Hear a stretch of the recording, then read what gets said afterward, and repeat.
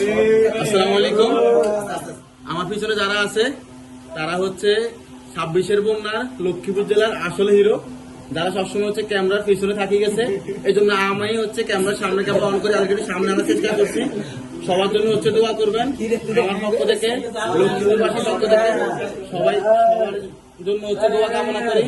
সবাই যেন হচ্ছে আগামীতে এরকম ঐক্যবদ্ধভাবে যে কোনো প্রাকৃতিক দুর্যোগ বলেন, মানুষের সমস্যা বলেন, মানুষের সকল সমস্যা যাই বলেন, ওরা হচ্ছে লক্ষ্মীপুরের সাথে সারা বাংলাদেশের সাথে তারা যেন হচ্ছে কাজ করতে পারে এরকম ঐক্যবদ্ধভাবে।